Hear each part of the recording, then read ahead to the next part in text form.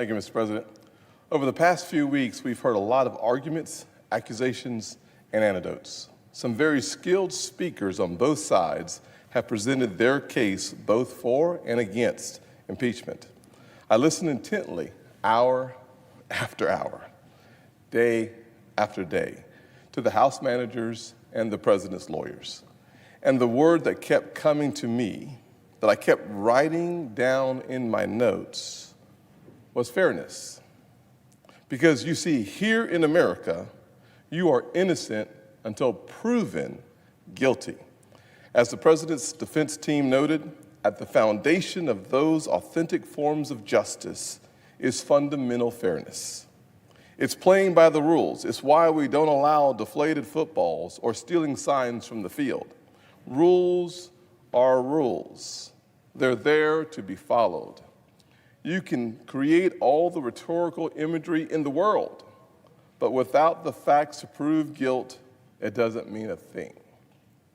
They can say the president cannot be trusted, but without proving why he can't be trusted, their words are just empty political attacks.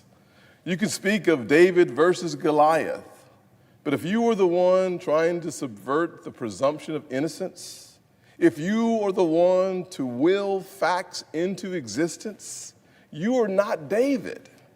You have become Goliath. Our job here in the Senate is to ensure a fair trial based on the evidence gathered by the House. I've been accused, as have many of my colleagues, of not wanting that fair trial. The exact opposite is true. We have ensured a fair trial in the Senate after House Democrats abuse historical precedents in their zeal to impeach a president they simply do not like. During prior impeachment proceedings in the last 50 years, lasting around 75 days or so in the House, the opposing party has allowed witnesses and the ability to cross-examine. This time, House Republicans were locked out of the first 71 of 78 days. Let me say that differently. The ability to cross-examine the witnesses that are coming before the House against the president, the House Republicans were not allowed. The president's team was not allowed to cross-examine those witnesses. The ability to contradict and or to cross-examine or have a conversation about the evidence at the foundation of the trial, White House counsel, Republicans, not allowed. Think about the concept of due process. The House Republicans and the president's team not allowed 71 of 78 days in the House. This is not a fair process. Does that sound fair to you?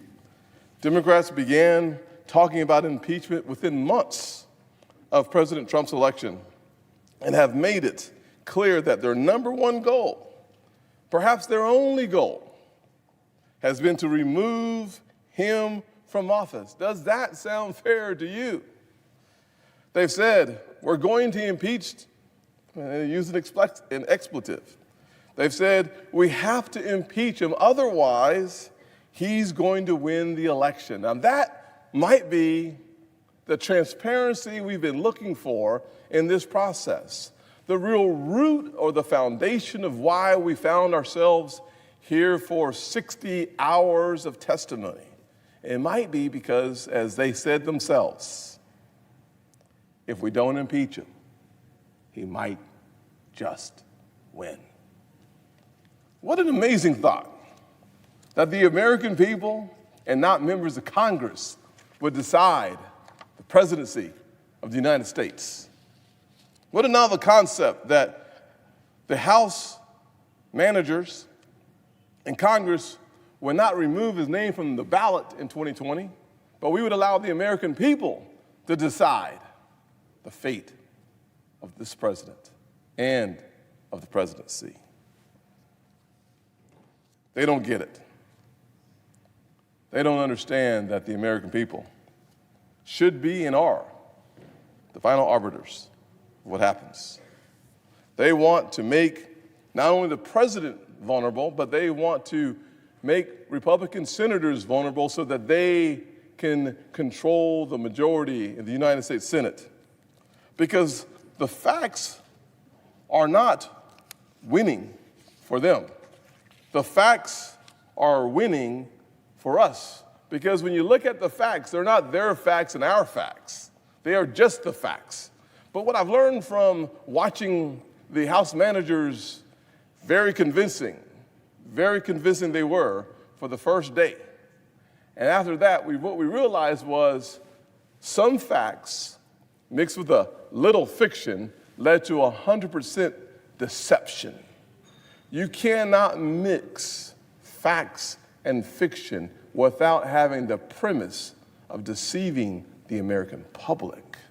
And that's what we saw here in our chambers. And why is that the case? Well, it's simple. When you look at the facts of this presidency, you come to a few conclusions that are, in fact, indisputable. One of those conclusions is that our economy is booming. And it's not simply booming from the top. It's actually, when you start looking into the crosstabs, as I like to say, what you find is that the bottom 20% are seeing increases that the top 20% are not seeing.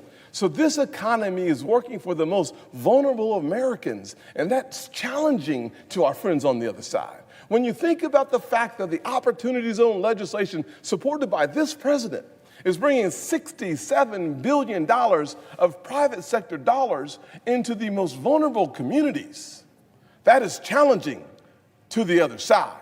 But those two are facts. When you think about the essence of criminal justice reform and making communities safer and having a fairer justice system for those who are incarcerated, that is challenging to the other side. But it is indeed a fact driven home by the Republican Party and President Donald John Trump.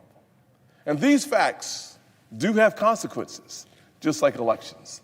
And our friends on the other side, unfortunately, decided that if they could not beat them at the poll, give Congress an opportunity to, in fact, impeach the president. My friends on the left simply don't want a fair process. This process has lacked fairness. Instead, they paint their efforts as fighting on behalf of democracy when, in fact, they are just working on behalf of Democrats. That's not fair. It's not what the American people deserve.